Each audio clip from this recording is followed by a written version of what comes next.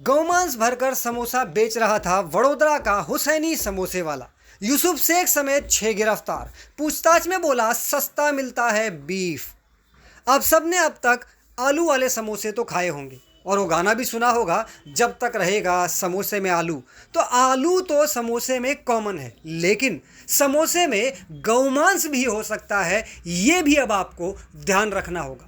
तो आपको ये समझना होगा कि आप जो समोसा खाने जा रहे हैं वो कहाँ से खरीद रहे हैं, वो किससे खरीद रहे हैं, समोसे बेचने वाला आखिर है कौन। यदि आपने इस बात पर ध्यान नहीं दिया तो हो सकता है आप भी ऐसा समोसा खा लें जिसमें कुछ ऐसी चीज़ें मिली हो जो आप नहीं खाना चाहते, जैसे कि गौमांस। या अभी हाल ही में एक आध जगहों से ये भी पता चला था कि किसी ने समोसे में पत्थर, कंडोम आदि भर के भी लोगों को खिलाए हैं, और वो भी इसी विशेष समुदाय से बिलोंग करता था।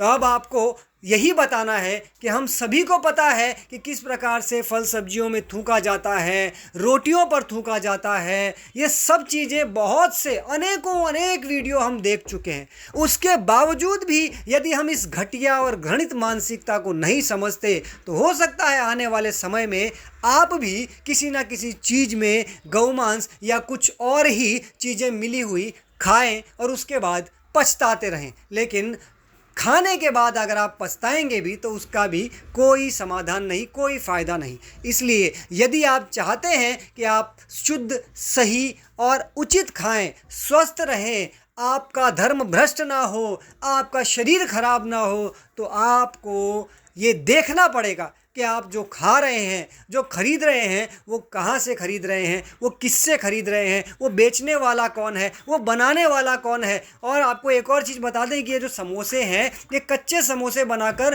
पूरे वडोदरा में अनेक समोसे वालों को दिए जाते थे, फिर वो उसे तलकर बेचते थे। तो आपको ये भी देखना होगा कि कहीं आप जिसके यहाँ से जो सामान खा रहे हैं वो बनकर कहीं और से तो नहीं आ रहा। ये सारी चीज़ें आपको देखनी तो पड़ेंगी ही। अगर आप ये सब चीज़ें नहीं देखेंगे तो हो सकता है आप कुछ ऐसी चीज़ें खाएं जो आपका धर्म भ्रष्ट करे, आपके स्वास्थ्य को बिगाड़ दे, और उसके बाद कुछ भी नहीं होगा।